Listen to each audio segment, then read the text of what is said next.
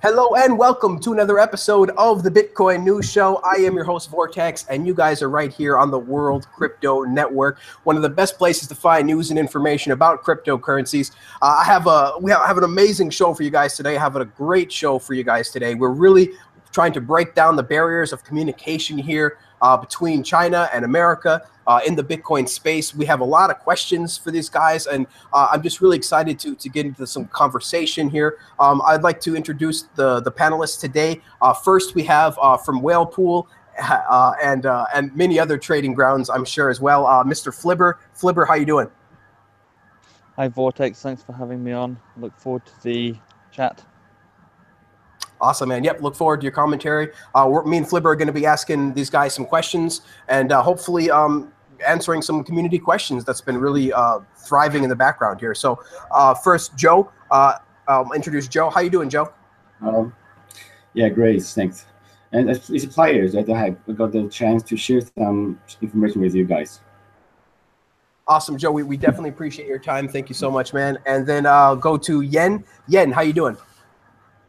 Hi, hello, Tex. Hello, everyone. I'm very excited to join this show and talk about the mining industry in China. Thank you, everyone.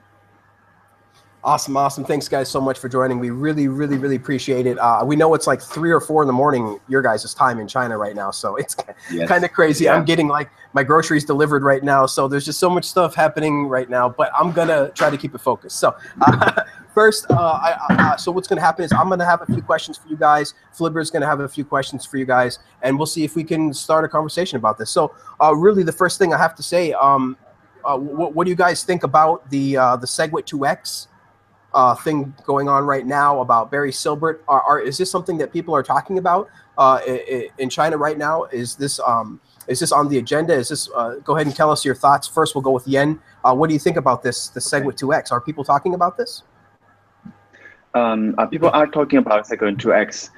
In my own opinion, I don't support SegWit 2X because if people support big blocks, they can go to the new hard fork BCC. If people want activate SegWit, they should stay with the core development team. People are talking about the SegWit 2X because because companies seems to sign a New York agreement, and people are saying that if some companies breaks his promise on break his agreement, and actually it happens right. One F2 pool, one of the biggest Bitcoin mining pool in China, and the CTO of the CEO of F2 pool, he said they will not support new NYA, that is SegWit 2X, because and they got to be threatened, as I say, they got to be threatened by Jihan's party member, for they are not stick to the New York agreement. So people are actually talking about SegWit 2X things in China. Very interesting. So it seems like Jihan really doesn't represent all of the mining in China, I guess, right? So you guys are representing, at least to us, to the audience right now, mining in China. What would you say, real quick, Yen, to the people about your thoughts about Jihan and his representation of mining in China? Because the barriers of the Bitcoin community that splits into the miner group and the user group. And in China, because of the language barriers, many miners won't have a chance to have a close communication with the English world. And another reason is that the government split the internet because they set up the grid firewalls and the set of barriers for people to communicate directly. So Jihan had a chance. They had a good opportunity to represent Chinese miners, because of this. Very interesting. Very interesting. So I'm going to ask. Oh, sorry. Go ahead, Yen. So he used his powers. So he used his influence that created by created by the Chinese government and the language barriers he uses this for his own profit, not for the good of the Bitcoin community, I think. Absolutely. I mean, that's what really the impression that I get from Jihan is that he really doesn't have the ecosystem in mind. He really doesn't have the good of Bitcoin, or at least the long-term good of Bitcoin in mind. It seems that he's very selfish with all of this ASIC boost mining and pushing of Bitcoin Cash and forks. What do you think about that? Yes, he is pushing the Bitcoin Cash, and in few days later, he will host like a live stream, like us, and to talk about the Bitcoin Cash, because he obviously he want to pump Bitcoin Cash's price to let more miners to mine Bitcoin Cash. He hopes the profit of mining Bitcoin Cash will pass over Bitcoin. So in the end, he is able to kill Bitcoin and replace Bitcoin with BCC. I think that this is what he wants, because he controls the mining pool, and the general miners in China will follow his advice on which coin to mine, because the China miners will listen to his guidance that which coin is much more profitable, and miners won't care so much more about the difference between BTC and Bitcoin Cash, because the barriers and the split of the Bitcoin community. So that's what I say. What's his intention to pump Bitcoin Cash, because Bitcoin Cash is good for miners, because Bitcoin Cash has big blocks, and the most mining hash is on his control. Very interesting. And so it seems like one of the big reasons for the gap in the communication is a lot of these great firewalls in China, in addition to just the obvious, which is the communication or the language barrier. It seems that it's just really difficult to get communications through. And there's actually some more reasons that I'd like to go into more. But first, let's ask Joe some of the same questions here. Joe, what do you feel like people are talking about in China about SegWit2x and about Jihan? Please give us your perspective on what's going on over there and what you guys are thinking. I think there are less 1% of the miners in China. They know what the SegWit is. But I think more than 99% of the miners, they do not know what's the importance of SegWit. I think many miners, they just know that Jihan's guidance, they can make money. So most miners, we do not care what they are mining or what Bitcoin is. Rich, they can make profit. Yeah, they can make profits from this business. So that is why, because there is less attention that's paid to the SegWit issues, because many people do not know. And Jihan, I think they control the media, especially many Chinese miners. Their English is poor. The Chinese media, but the Chinese media is controlled by Jihan and his partner. So you must read the original, the English newspaper. They just read the Chinese media or papers. So they just hear what they say. And another, as you mentioned, that the Great Firewall that prevents many miners who want to know the truth. They don't have access. And 3, and 4, the most important, they do not care what this is. They just know, okay, who? I just follow who. That's all. So it seems like what you're saying really is that China doesn't pay attention. Most of the miners in China doesn't pay too much attention to the software because it is not really their expertise. They don't really want to learn too much about that. They much more care about the hardware part and about making a profit, because it's difficult to make money in the native currency. So they see Bitcoin as an opportunity, right? Yes, opportunity to make to be rich. In last month, I met a lady. She's the same age as my grandma. Yeah, you can imagine. But and she is a miner, and she owns more than 500 Bitcoin miners. I think she don't know what she must not know what Bitcoin is, but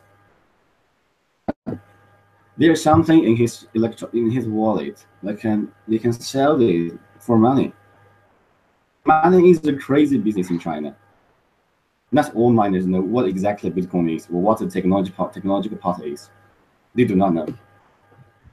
Very interesting. So yeah, and so they it's do just not care.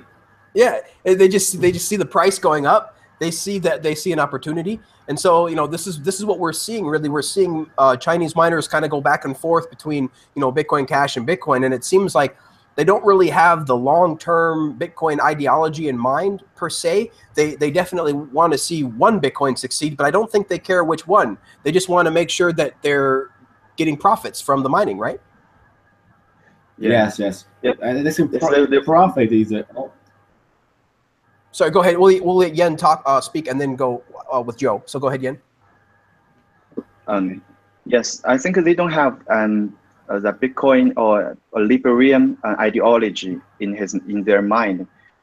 Some miners actually, when they starting to build mining farms, they will talk to many of his friends about this investment. They do this as an investment. So the only thing they care about is the return of his investment. So they don't care about much of the ideology things about Bitcoin, about the decentralization, the system of the decentralization. Very interesting. Oh, Joe, go ahead. You can answer. Yes, I think for miners in China,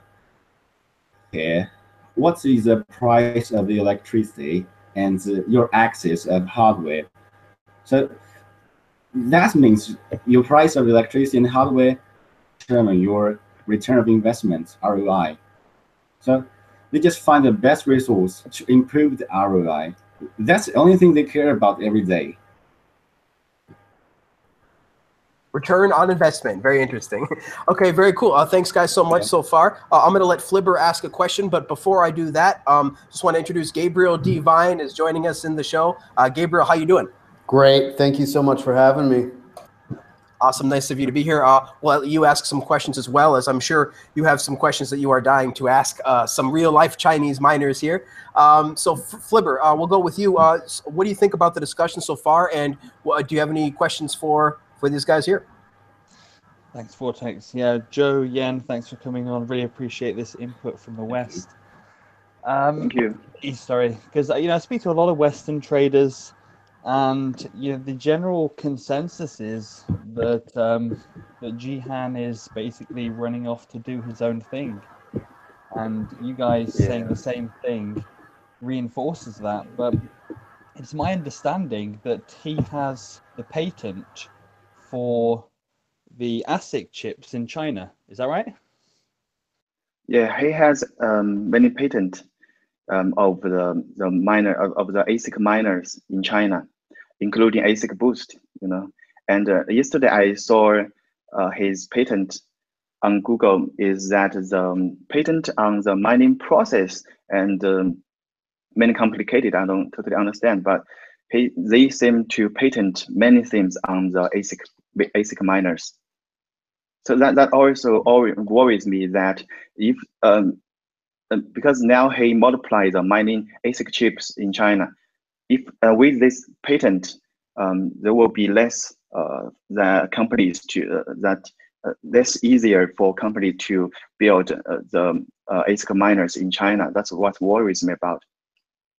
Yeah, I mean, to me, Jihan is like when I first got into Bitcoin, I got into Bitcoin because I thought this would be a decentralized, stateless, censorship resistant, resistant to the government or a government attack. And what we're seeing is not even it crumbling before a government attack, but crumbling because of one guy, this Jihan. Jihan Wu. Very strange. Yeah, he is literally, the enemy of Bitcoin right now. I mean, everybody hates him. Everybody speaks badly about him. and he seems to have nobody's interest except, you know, in his heart, except for his own. You know, is that how you guys feel as well?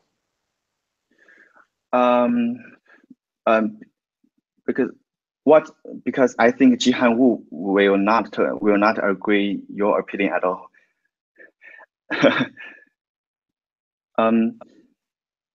As I say, he is maybe angry about that Hong Kong agreement about the scaling of Bitcoin.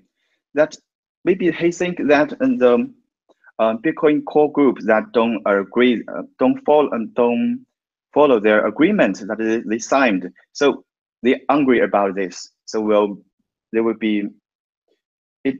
Maybe in his mind, the miners and the developer team are some kind of enemy now. They battle. He cares about who wins. So yeah, so there is the Bitcoin scaling dramas going on.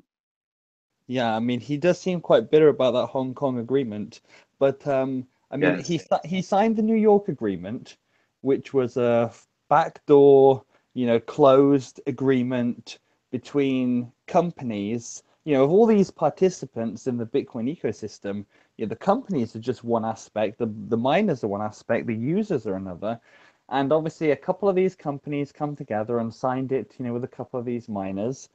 And really, like, as a user, you know, you want instantaneous transactions on limited, you know, low fee. You know, you want small blocks to help decentralization and running a node. You know, you want these things that Core are proposing. You want, you know, satellites that can beam to farmers in Africa, whatever.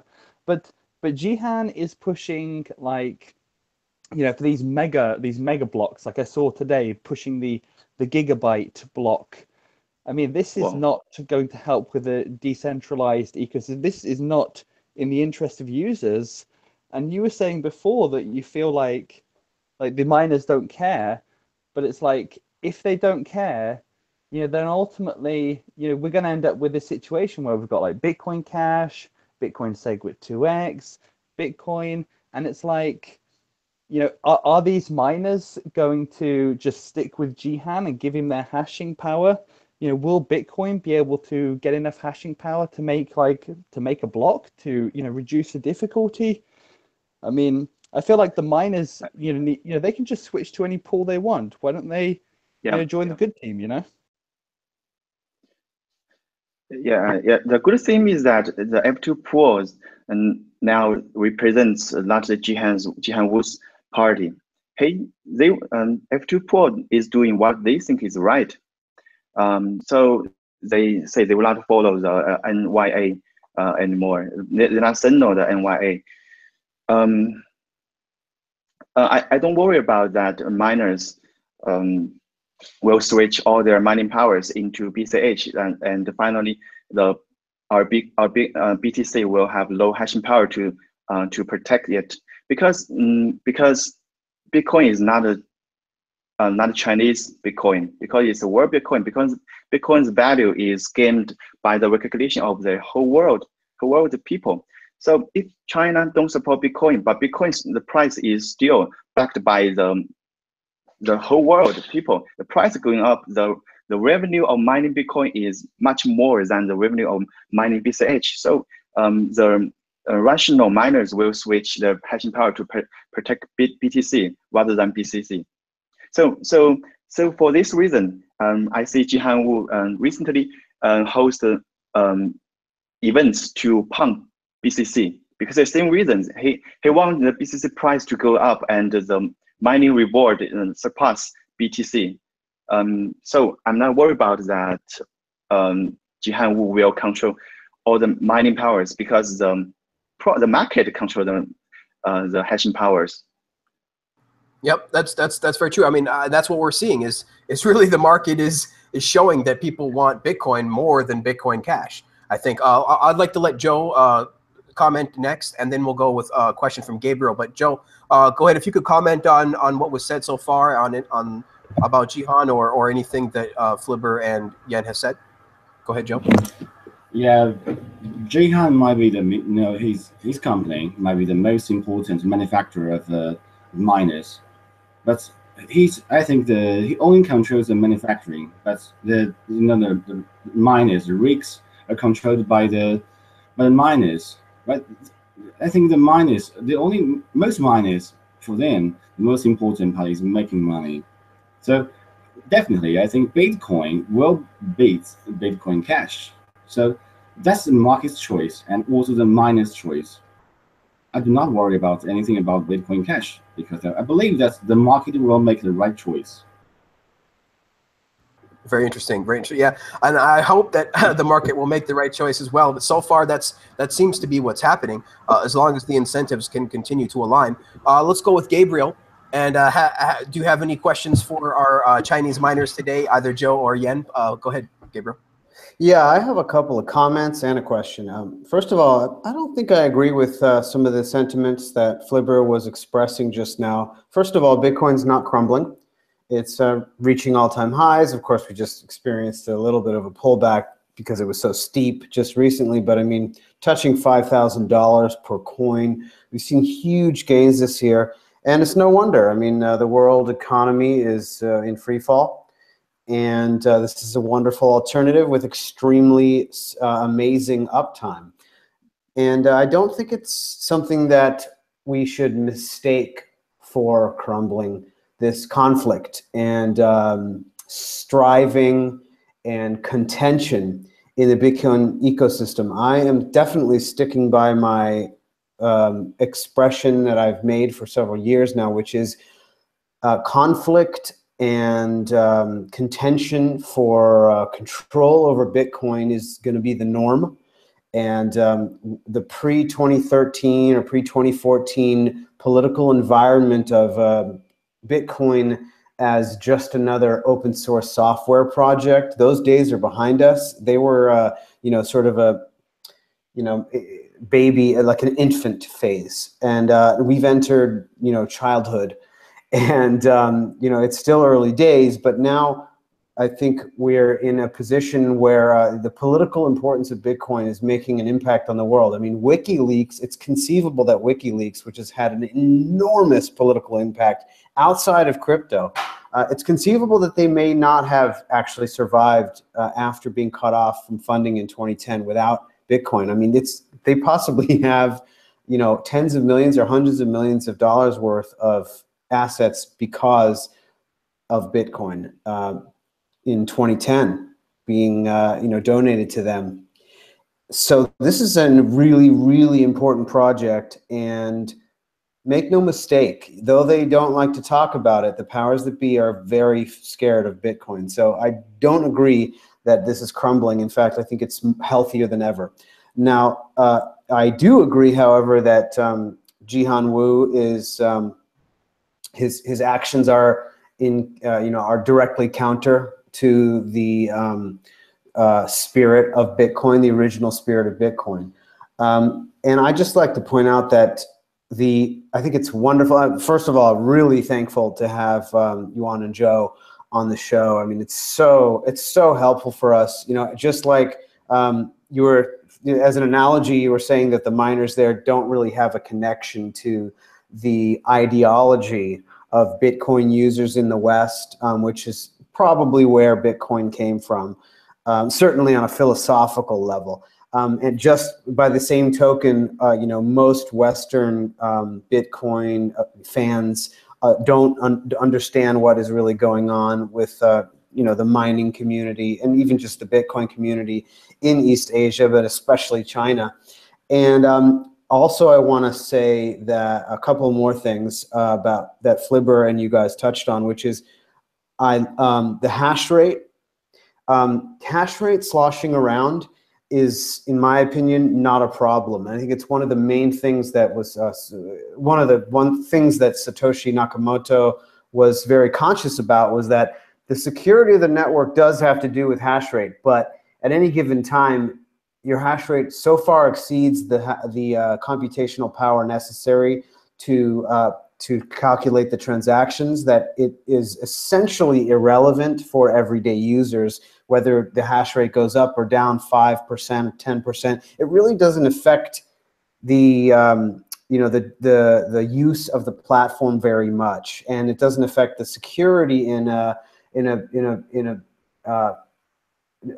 large enough way to affect the usefulness and the utility of Bitcoin. And that's a wonderful thing. We can afford to lose some of the miners for a few days to a contentious hard fork and then have them come back. It's not that big of a deal. It is kind of for the forks who try to screw around with the difficulty algorithm in order to try to gain market share. It definitely seems to be backfiring in their case. And the last comment I wanted to make that I think is amazing is you have this, as Joe mentioned, you have this Chinese Bitcoin mining community that is taking a purely economical approach. It's a purely self-interested, you know, it's a pure profit play. And even in the presence of a contentious hard fork that's trying to take over the Bitcoin name, it still works in Bitcoin's favor. These Chinese miners have absolutely no loyalty to the Bitcoin brand. They have no knowledge, nor would they care if they did have knowledge of philosophical, moral issues, ethical issues, ideological approach, dogmatic approach to Bitcoin.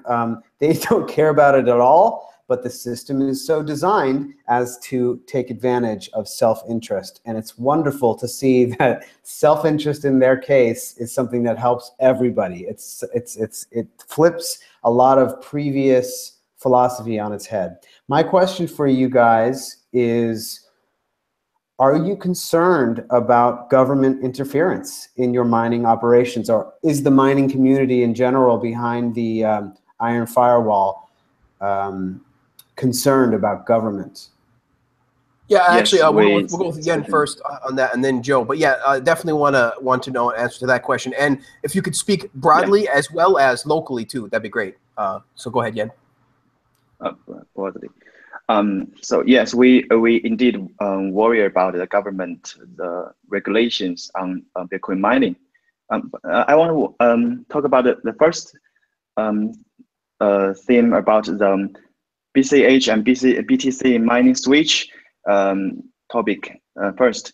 Right now in China, the Bitcoin mining pools, mostly on the pools, trying to first they activated the auto switch of your hashing power between the BCH and the BTC.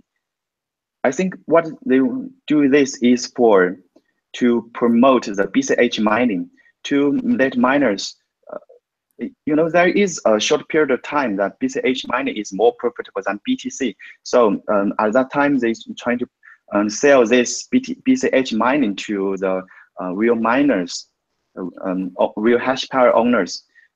They want to finally to let people mine BCH instead of BTC.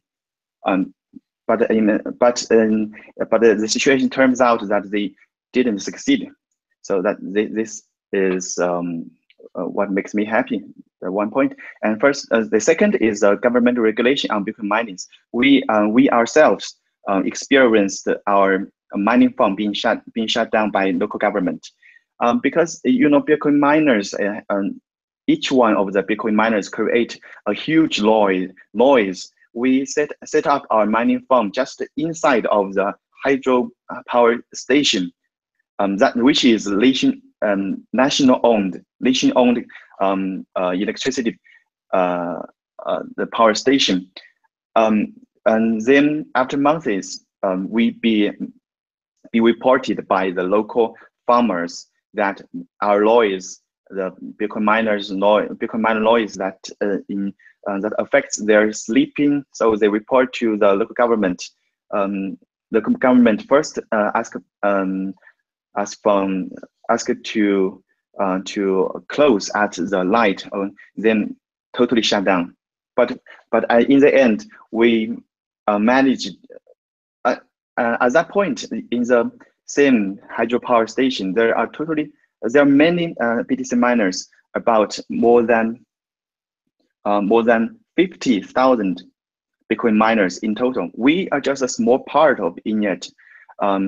but all being shut down by the local government. So this is a big issue for Chinese miners. I want to make sure I understood that. So the farmers were complaining about the light? The noise. Oh, the laws. Oh, noise. Noise. The noise. Okay. The noise. Yeah, noise from the Bitcoin miners because of the fans. Is that why? Yeah, because Bitcoin miners create huge noise. Okay. So we indeed worry about the government control of Bitcoin mining, because when they shut down your mining farm, or the house, all the things you build will be taken to all the miners. You have to transfer into other mining farms. You have to find other electricity power stations in other places.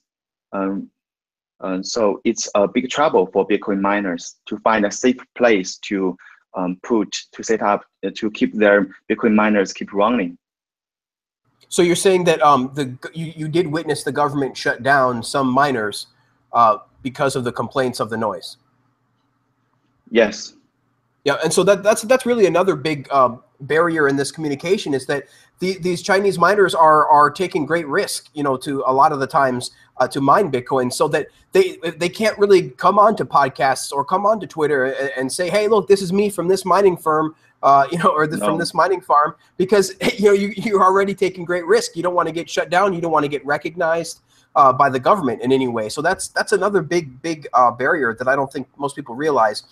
That's a big reason why you guys aren't all over Twitter. In addition to just the firewalls. I mean, you have to get on a VPN and all sorts of things. So, but yeah, we'll let you continue, Yen. Otherwise, we'll go to Joe if you want. Yeah, please, Joe. Okay, yeah, Joe. So if you could answer Gabriel's question as well about what you think about the government interference and maybe any experience you've had about that. Okay, I visited more than 20 mining farms in last month. Because from my perspective, I think because the central bank of China, their attitude to Bitcoin is it is not illegal, but it is acceptable. So this is the attitude of the Chinese central bank to Bitcoin.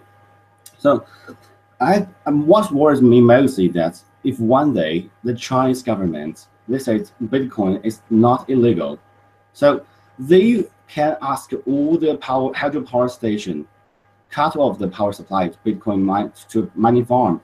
That means more than 90% of the mining farms in China will have no electricity supply. That would be a disaster. But I don't think the Chinese government will do this, maybe in short term. But why so many mining farms are afraid of government? Because in one place, just in one single place, there may be more than 100,000 miners in the same building. So the house is not well designed, and there is no fire alarm system. So if the local government, they know that the poor design of the mining farm, they will force you to redesign the mining farm. That will be a big investment. That most owner of the farm, they will not do this. So most miner or farms, they try to stay as low as possible. Just as Yuan mentioned, our mining farm was shut down by the government just for the noise problem. But most of the time, I think the fire risk is also strictly controlled by the government. But it won't be impossible for us to build a fire alarm system. Impossible. So most mining farms, they choose to build choose rural areas as they can to stay low. Then nobody knows. And I think the media is not allowed to stay as low as they can. They are just take every minute to make some profit. As I mentioned, they do not care the origin of Bitcoin. They do not loyal to the reputation of Bitcoin. They just care about what they can make money from they are doing. Very interesting. So thank you so much, Joe, for that. So let me ask you, guys, another question here. We'll go with Yen first, and then Joe. I was just wondering how many people, how fast is Bitcoin mining kind of taking off in China over the past couple of years that you guys have seen? Have you seen it just really explode, or is it growing slowly? What do you think in the future? How fast do you think it's going to continue to grow in the future? So first, Yan, go ahead. Bitcoin and crypto mining is growing rapidly in recent years. First, we experienced the explosion of Ethereum mining in the early this year. At that point, Ethereum mining is like 3 or 4 times much more profitable than BTC mining. At that point, many mining firms sell off their BTC miners and then buy in many the GPU mining rigs to mine Ethereum. But in recent days, and the Bitcoin mining profit is much higher than Ethereum mining. So the underminer, the Jihan Wu's miner is all sold out very quickly. As a miner, we have to order his ASIC miners like 1 month, at least 1 month before they actually ship your miners. In many cases, we have to buy second-handed of the Bitmain's ASIC miners. So I think the Bitcoin mining industry, because the profit is actually very high at this point, and I think throughout this year, it is the crypto mining industry is growing rapidly, and I see this will continue growing. And recently, I get in touch with a Russian the ASIC miner reseller. He buy in the ASIC miners from China and sell them all the miners into Russia and make big profit. So this give everyone the impression that the mining industry is growing rapidly, and the profit right now and throughout the year is very huge. We benefit from this, and we thank for the Bitcoin community that gives this like profit to miners. And even though we as a miner in China, is hard to find the power supply. It's very hard to find power supply. Sometimes the condition is very hard. Many Chinese miners live in mountains where there is no shops, no hospital, and you have to drive like 3 hours, 4 hours to find to get in a small town. So it's a very far place, and many miners in and more rural places, and sometimes there is rolling stock rolling from the mountains, and it's very dangerous if you drive a car through. But for Bitcoin crypto mining, we managed to get the power supply and to protect it, even though it's for self-interest, but actually help to make the Bitcoin network secure. I think the problem is that in China, the Bitcoin mining is the monopoly of the ASIC manufacturer. It's not the it's not the problem of Chinese miners. We do this for self-interest. We do this for the security of Bitcoin network, and which is a hard job actually. Actually, as Bitcoin ASIC manufacturer I think it's much easier job to do, because they stays in the big city in Beijing, China. They have very well-paid salaries, make lots of money from the Bitcoin from miners in rural places. So I think the multiply of manufacture is a problem, and the miners in China actually should be rewarded and is decentralized. The centralized theme is ASIC miner. It's actually the mining in China is decentralized. It located in many provinces in China, and in many rural places, which government won't notice at all, and the mining farm owners won't want to reveal the location to the media at all, because there is precedence that if you get interview with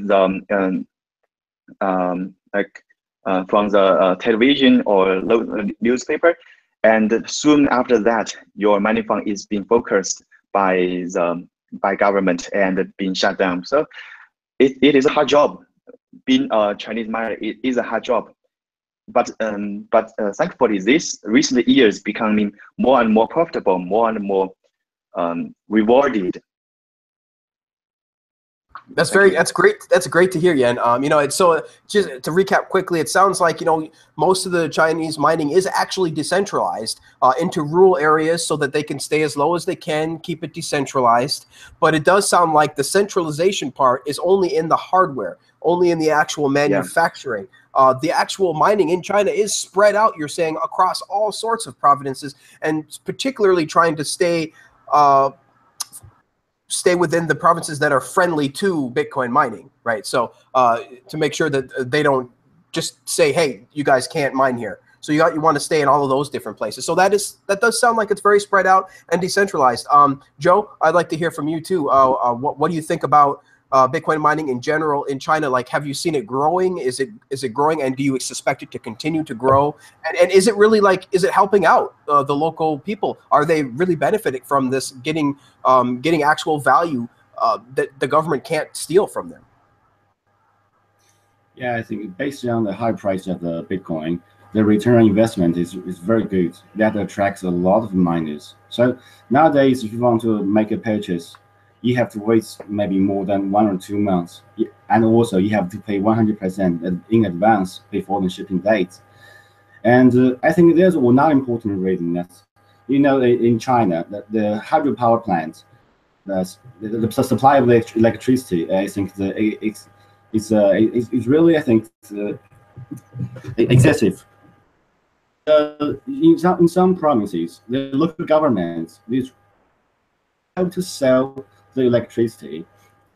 So, you know, especially in the rainy seasons, I think that for most hydropower plants, of the 100% in their productivity, but they can only sell 50% of their electricity. So they would welcome the Bitcoin miners to buy the rest of the electricity. So many local governments, they encourage the miners to build their farms there to buy their electricity, especially in the northern part of China. You know, the coal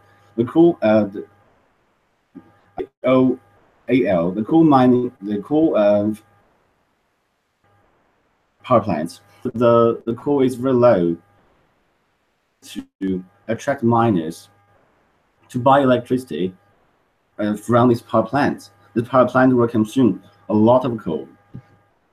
In the return parts, it's very good, and for the power supply parts, the local governments encourage you to farm there.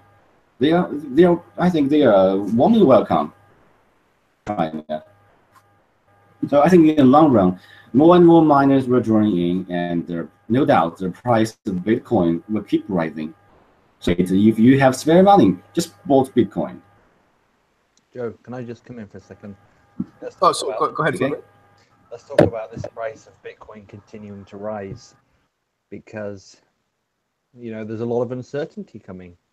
Like, how do you define what is Bitcoin? Some people will say the longest valid chain. Other people will say the chain with the most work.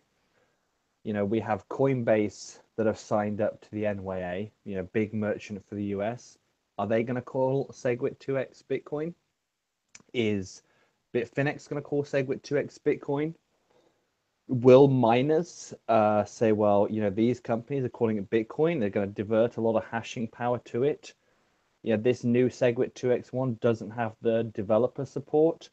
Will the core developers continue to stay on track with Bitcoin? Because, I mean, this is a free market of coins. It's a free market of currency. You know, these people are just working voluntarily. They can very easily go and do something else if they feel like, you know, oh, I'm gonna do something better, because obviously Bitcoin has this problem of decentralization where we have this miner control. Maybe Bitcoin was just the first revision, first implementation. Maybe something like IOTA, where there are no miners. Everybody just kind of like is like a miner themselves. So, yeah, I'm not 100% convinced that that Bitcoin can exactly be okay from this, to be honest with you. And as for saying, well, it's, you know, Bitcoin's doing just fine. I mean, we were doing fine with 90% dominance. It's a free market of currency. The market will choose, and the market has dropped Bitcoin by 50%. And this is before we've got a SegWit 2x hard fork. So before I'm going to quickly comment on that before we let Joe or Yen. You know, remember we've already had a hard fork per se, you know, with Bitcoin Cash. So the market understands that there's only ever 21 million BTC, right? Second of all, the core is 0.15. That cuts off nodes for BTC1 automatically. So there's 95% of the nodes that will completely cut off BTC1. And so absolutely no, the exchanges are not going to go along and call SegWit 2x Bitcoin. They're not going to do it. We've already seen 2 defections, and 1 by 1 more will defect, because the market isn't stupid. The market isn't super efficient, but it's efficient enough to know the difference between SegWit 2x and SegWit, you know, and the real Bitcoin. Because again, it's basically Garzik versus Core, which is basically saying it's Garzik versus the entire community.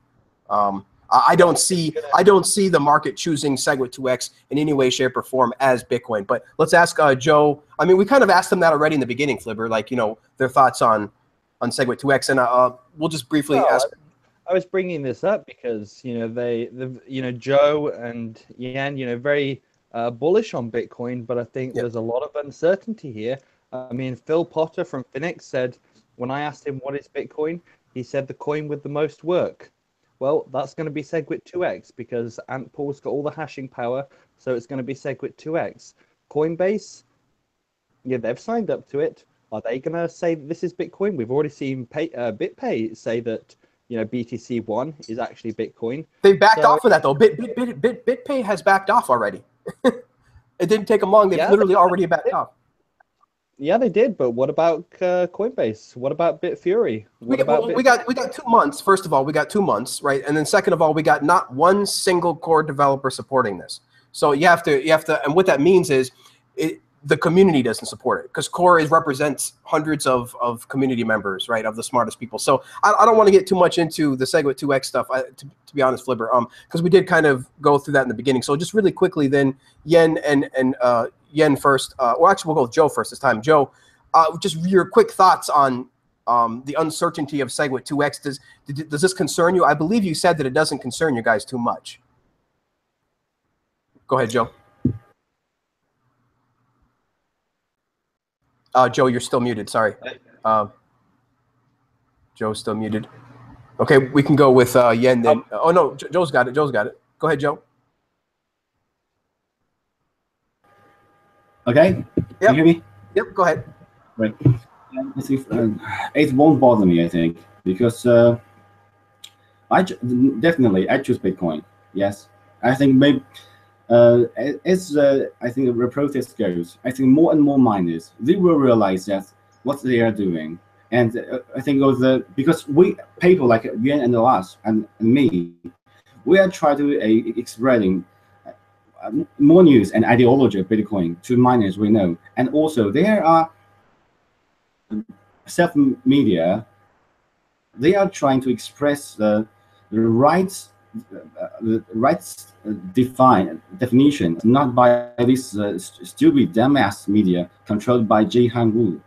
So I think in the long run, people will make the right choice and choose the right side stand. So maybe now they just care about money, but in the long run, they care about the tool that you can store your value, and the decentralized tool that creates this. It's a safe network. It's a decentralized work that can protect your wealth and protect your belief. You have to choose the right side to stand.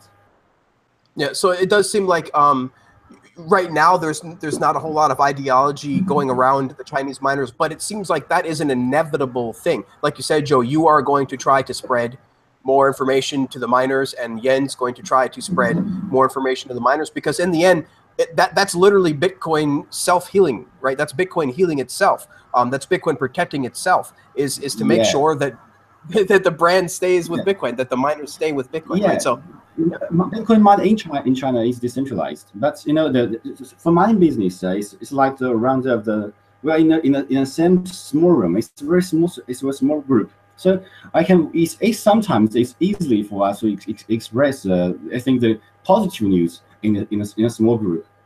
So I'm truly believe that I think more and more miners will choose stand the right side as we do. Joe, I would just say, then I hope enough miners join your belief that it actually, and the price stays high enough, that it actually remains economical to mine, and enough blocks can be mined to actually make the legacy chain, the Bitcoin core, the blockstream chain, continue. Yeah, I hope so. I hope the price will keep going up, because I just ordered 100 Bitcoin miners yesterday. More miners are coming down the pipe for Joe. Okay, yes, Yan, really. Well, let's go to Yan really quickly. Yan, can you just really quickly comment on on what we've talked about with maybe trying to spread more ideology to the Bitcoin miners in China? Spread the ideology. Yeah, of course.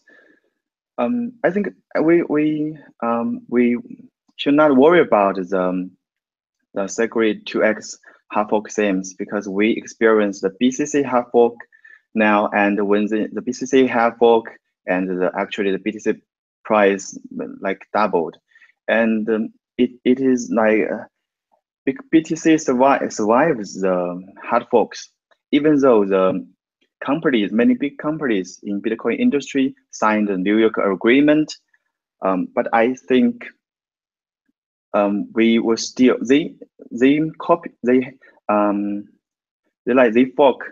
fork to another branch called BTC1, but actually the competition is also among the code. So people knows that the Bitcoin core group's code now represent the best Bitcoin. So I think this determines which is true Bitcoin. If Bitcoin core group cannot manage to deliver the best Bitcoin code, then Bitcoin brands will become others. So I mean, right now I don't worry about the Segwit 2x hard fork, because which code is best, people will know that. And miners, of course, miners will mine Segwit 2x if the profit is higher. But when the market chooses BTC, of course, the BTC will have more profit in mining. So I'm not worried about it at all. So and very bullish on the future Bitcoin price also, because the code is in competition, and we choose the best code, which is Bitcoin. That's my opinion. Awesome. Well, thanks so much for that. We're going to go to Gabriel he has one last question, and then I have one last question after that, and then I think we can wrap it up. So Gabriel, go ahead with your question, and then we'll ask Joe first about your question, and then Yan. So go ahead, Gabriel. I was going to ask about other energy sources besides hydroelectric, but I think that's something we can all just research offline and not bother you guys with. I'm sure there's some coal plants that people mine next to and whatever other ones. But more importantly, I have a question I'm very curious about, and that is security at mining farms.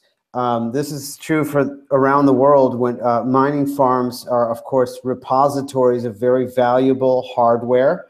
And then also you've got somebody has access to the Bitcoin somewhere, maybe not on site, but there's human beings that might know, and there's security concerns there. I was wondering, are you able to have firearms, guns in China? And regardless, how do you secure, how does everybody secure their mining farms? Yeah, well, Joe, you can answer that first, and then we'll ask Yan. Okay. So I think most mining farms in China face the same problem, the fire risk. Yeah, I think most mining farms, they do not have the our protections to prevent the fire. So that's the problem. So that's why most mining farms are afraid of the government check. But and also sometimes I was asking on Facebook that whether you worry about you got be robbed by others. But I do not worry about that, because you mentioned the mining farms were built in rural areas. Sometimes you have to drive more than 10 hours just for 200 miles. So maybe the farmers beside you, he did not know what these stupid guys are doing. They are stupid. Yeah, no. So that means the money means nothing to him. So some local people do not know what they are doing. You just know, okay, they are strange guys. They're big fans. They're big fans running there, a big house. Okay, making much noise. So they are this dumbass. What they're doing here? So I do not worry about risk of being robbed, but the only risk is really the fire. I think we face the same risk. But till now, I think I do not hear any mining farms that catch fire. One mining farm happened to this issue. The government, no doubt, they will force the hydropower plant to cut the power supply to this mining farm. It must be, I think. So that's working mostly. That if one mining farm faced a fire issue and they got the accident, the government, they will take actions to stop mining. Very interesting. Yeah. So it sounds like, it sounds like there's not a whole lot of risk security wise because you guys are so far out there in the rural areas, hundreds of miles, mostly from civilization, that security is not too much of a concern. But just what is the concern is just fire, just protection of the actual miners themselves from natural disasters like catching on fire or things like that. So that's very interesting. Let's go with Yen and ask you the same question. What do you have any security concerns for your mining farms on site? And have you heard of anybody else, any other mining farms, perhaps having security issues? Because Joe mentioned that he hasn't heard of any other mining farms catching on fire just yet. Yeah, I heard of two very interesting news on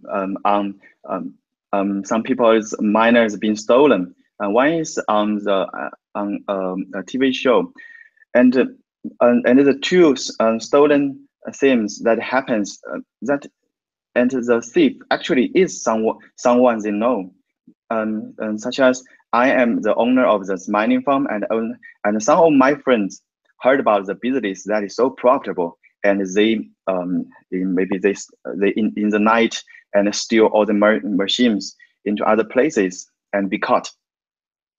And the security is not very big issues in mining, but it happens sometimes. It happens sometimes because the miners, ASIC miners, you own it's very valuable, and it's become more and more valuable recent days. So on site of the mining farms, there has to be somebody to guard your mining rigs, mining ASIC machines, and you have access control of your mining farm. Somebody not part of your people and should not have the access into the mining farm. I think we all have that access control. Okay, not a very big problem. Yeah, so not a very big problem. It seems you guys got it under control. Okay, so very interesting, very cool. So then I have one last final question here before we end it. We'll go with Yen first and then Joe. Yen, just let me ask you, what do you think about these ICOs as far as the perspective of a Bitcoin miner?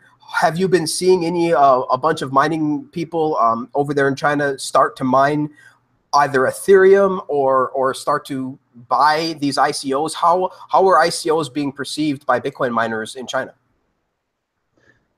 Yes, ICO is crazy in China, and I have some miner friends who sold their ASIC miners to have the fund to invest into the ICOs, because previously some ICOs have like 30 times in 2 or 3 days.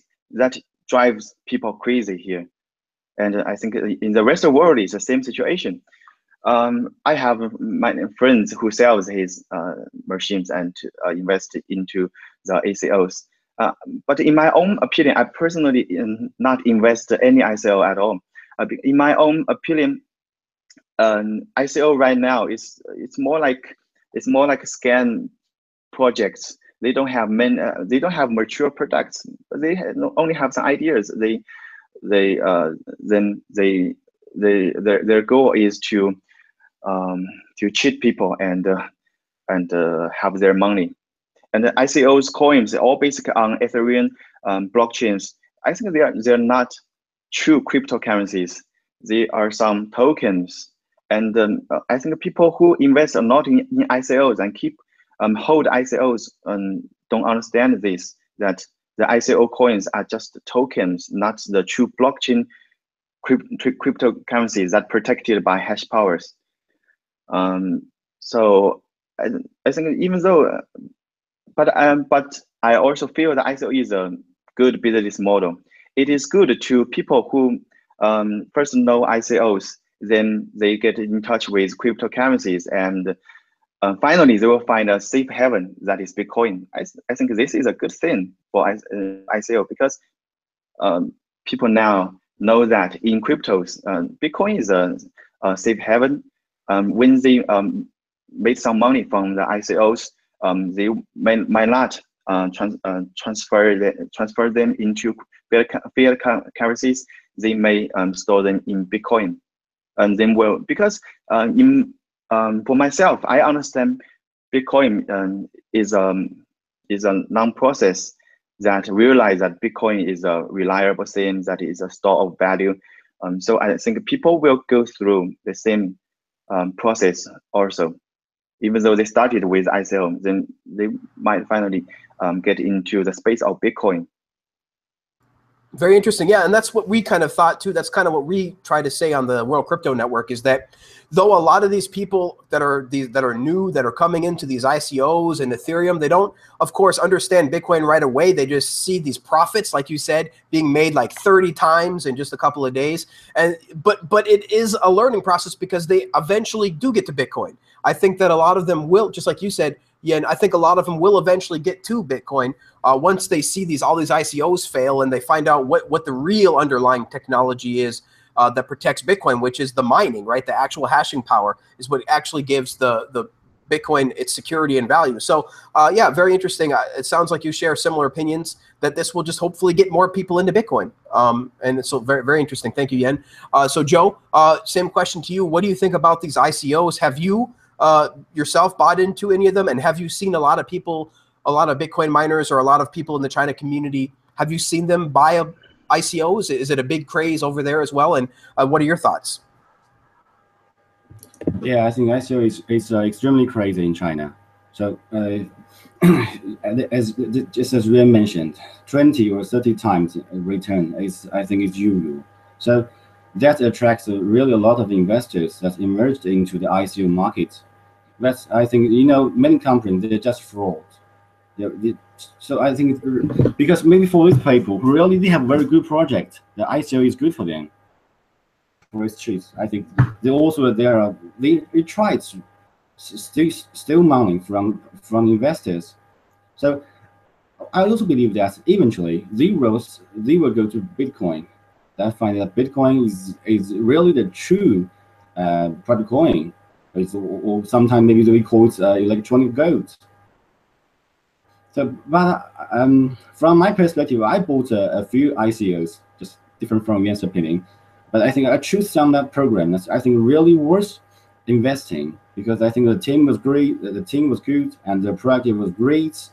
I do not care about maybe the investment, but I truly believe that they are doing something that's valuable to the crypto coin market, and that's doing something that's positive to this the process of crypto coin market in China.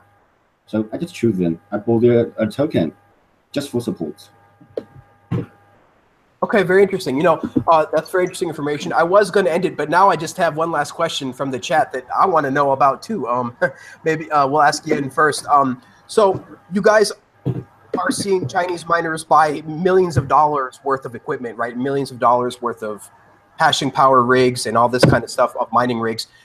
Have you guys heard of any plans of any Chinese miners maybe starting their own manufacturing of ASICs, so that we don't have to all buy from Bitmain? Have you heard of anybody with any plans to start more plants, so we can just try to get away from Bitmain producing 70% of the hardware? Yen, go ahead. You can answer. Yeah, that's a dream of myself, that could have some partners together to produce another ASIC Bitcoin miners. And one of my friends actually has similar plans. So that to manufacture ASIC miners to compete with Bitmain's ASIC miner, I think it's a very hard thing to do. I also wonder why there isn't another that competitive manufacturer of ASIC miners that exists. So I know that is hard to do the same, but people. Sorry. So yes, we'll ask Joe. Sorry, then. sorry, I have some problem with. No problem. No problem. Yeah, we can hear you. Sorry. Ran out of batteries, probably. So Joe, we'll ask. Well, now you're muted. You're muted again. We can ask Joe real quick. We can go to Joe. Joe, have you heard anything about any competition coming to Bitmain? I think because Bitmain, they have manipulative power in the whole production line, the whole industry. It's really hard to challenge him. But what I do expect that maybe Intel or AMD, they should enter this market. I think if they decide to enter this market, no doubt, I think they will beat Bitmain. That's what I expect mostly. That there are maybe two or three. I think manufacturer. That's decentralized strategy. That is good for the whole industry, for the whole market. I think for both miners and for the Bitcoin holders, it will be good news. So, but in China, it's really hard to challenge the Bitmain. It's really hard. Yeah, I just don't think. But I think exactly. Yeah, I don't think people understand how difficult it is to lock down an entire supply chain and manufacturing plant for something as complex as these ASIC chips. I think it's really difficult. And like you said, Joe, I too believe that Intel or AMD or some other large manufacturer of chips are going to enter the space. It's just an inevitable thing. It's just that we are so early that nobody can really, nobody really saw us coming. And now we got Bitcoin going over $5,000. It seems like an inevitability that somebody somewhere is going to have to compete with Bitmain. They're going to see all this money on the table, and they're going to have to enter the market. It just seems the incentives are an inevitability. So very much thanks, guys, so much. Thank you guys so much for being on the show. Before we go, let's just ask everybody where we can find them. Flibber, thanks so much for being on the show. Really appreciate you. This is the first time we've had you on here, and we'll try to have you on here again. Where can we find you and more about you, Flibber? Guys, everybody is always welcome on Whalepool TeamSpeak. 24/7 chat all the time about Bitcoin. Everybody knows what they're talking about in there, so everybody should definitely check it out. Awesome. Yeah, I really recommend that as well. I've seen you in there in Whalepool, Flibber. That's where I found you. And I really love and enjoyed the discussion in there. I come in there seemingly only when there's all-time highs. I don't know why that correlates, but that's what's been happening. And I'm really happy with the conversation in there. You guys all are super intelligent people. Really, really great to hear you guys speak about Bitcoin. So everybody check that out. The Whalepool TeamSpeak 24/7 live talk about Bitcoin. Gabriel Divine, thanks so much, man, for joining on the show today. I know you were also on the Bitcoin group, I think, this week. So just everywhere, we're looking for more content from you as well, Gabriel. So give the people what they want. Where can we find you, Gabriel? First of all, I just want to say that the chat is absolutely off the hook today, full of crazy FUD. I'm not Yes2X. I don't agree with Jihan Wu. There's all sorts of people just trying to spread rumors in there. You guys are idiots. And no, we're not talking about your favorite altcoin of the week. Also, I want to say that I got an idea for my next quick video while doing the show tonight. I really, really appreciate everybody, including Flibber, who I disagreed with earlier, coming on the show. But, really just very, very educational just for me personally and, for the listeners, I'm sure, as well. Best place to find me is right here on the World Crypto Network. Subscribe, press the little bell icon to get your notifications. I will be here with interviews on my show Future Rant, as well as little quick videos, the quick rants.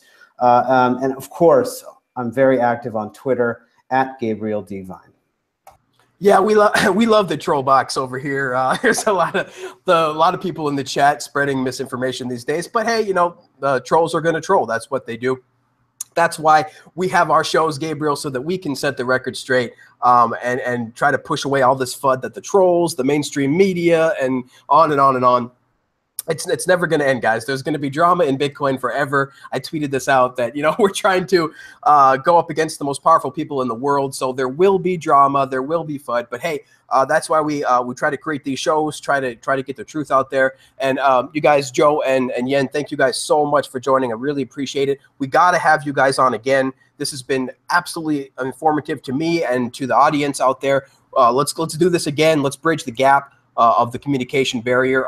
Joe, where can we find out more about you? Do you want to give any links out or anything like that? Are you on Twitter or anything like that, Joe? Yeah, I didn't use Twitter, just Facebook. So you can find me on my Facebook. I think it's a little bit complicated, but yeah, okay. You can find me on Yen's Twitter page. You can find me on Yen's Twitter page, okay? Okay, cool. Yeah. Don't worry. So yeah, that's how I found Yen is on Twitter. I have his Twitter in the show notes, you guys. So definitely follow Yen if you guys want more information from on the ground, on the ground mining in China. He's got the updates for us. So very much hope you guys follow him on Twitter. Yen, where else can we find you besides Twitter? I mainly use Twitter. I prefer Twitter. Okay. Thank you for invite us to join your show. And I love World Crypto Network so much. I previously audience. I never imagined one day I could join a live show with you guys. I feel very excited and honored. You shared some many knowledge of Bitcoin technology itself. I learned from your channels, and thank you very much for that. I will do whatever I can to collect the gaps, language barriers, and the network gap. I will try my best to contribute to the network. Thank you. Thank you so much, Yen. Thank you. We really appreciate it. You know, the Bitcoin community is one, right? We're trying to have one big Bitcoin community globally so we can all work together. It's really going to take the effort of all of us, you know, not just me, not just Yen, but everybody to try to really spread the truth about what is Bitcoin, what is the real Bitcoin, why we need Bitcoin more than ever before in history. Right now is when we need it. So this is why it's here right now. So thanks guys so much for joining. We'll be back again every Sunday. We do the show every Sunday now at 12 p.m. Pacific, and of course catch Tone Vase, Jimmy Song, and you know, Mad Bitcoins every morning, every day. They do a morning show called Today in Bitcoin. I've been loving that. Awesome stuff there. And of course every Friday there is the Bitcoin group. So we're trying to bring more shows to you. Gabriel's going to have some more shows. We're going to try to bring more content to you guys. And we just really appreciate you guys joining. We had over 700 viewers at one point. So please, if you guys are new to us, please subscribe down there. Hit the subscribe button to the World Crypto Network. We just went over 30,000 subscribers. We're growing faster than I can ever imagine. We're growing right along with Bitcoin. So we're just going to keep on talking Bitcoin, and we're really excited about it. So give us a thumbs up, guys. If you like us, hit the subscribe button. Otherwise, we will be back again next Sunday. And thanks so much, guys. Thanks so much for joining us. We really appreciate it. And until next time, guys, just keep talking Bitcoin. Keep talking Bitcoin. We'll see you later.